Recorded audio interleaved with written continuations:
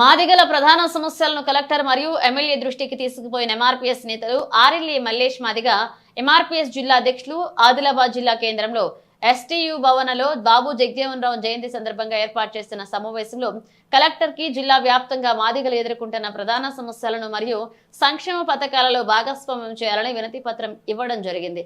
ఇందులో ముఖ్యంగా గ్రామ, మండల, జిల్లా కేంద్రంతో సహా ఎక్కడా కూడా మాదిగ కమ్యూనిటీ భవనములు లేవు.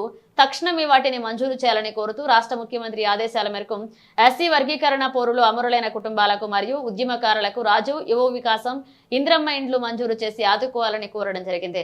SC ST vigilance committee monitoring member గా మాదిగలకు అవకాశం ఇవ్వాలని, అలాగే స్కిల్ డెవలప్మెంట్ కలిగిన మాదిగ నిరుద్యోగులకు యువతకు ప్రభుత్వ పరంగా ఎస్సీ వెల్ఫేర్ డిపార్ట్మెంట్ నుండి వచ్చే రుణాలు మరియు దళిత రైతులకు బోర్లు ఇతర అవకాశాలు కల్పించాల్సిందిగా కోరడం జరిగింది. ఈ విజ్ఞప్తి పత్రం ఇచ్చిన వారిలో ఎంఆర్పీఎస్ మరియు ఉద్యోగ నాయకులు సందూరి వినయ్ సాగర్, ఇండ్ల ఎల్లన్న, బడుగు గంగయ్య, గుర్రాల ఆసన్న, కొల్లూరు శంకర్, పెంటపర్తి ఉషన్న, తరుడి శ్రీను, దర్శనాల దాసరి, అశోక్, గ్రోడ్డ గంగన్న, మడిపల్లి మనోజ్, దోమకొండ సుధాకర్, పెంటపర్తి శ్రీను పాల్గొన్నారు.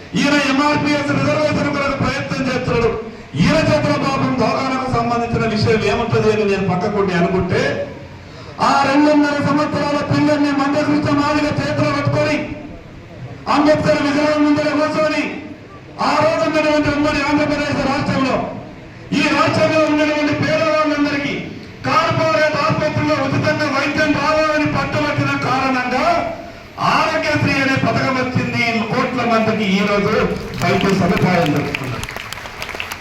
నేనెందుకు ఈ సమస్యను మీ దృష్టికి చెప్పే ప్రయత్నం చేస్తున్నానంటే, సామాజిక స్పృహతో మనం ముందుకు పోయేటటువంటి ప్రయత్నం చేస్తే నలుగురికి మంచి జరిగేటటువంటి అవకాశం ఉంటుంది.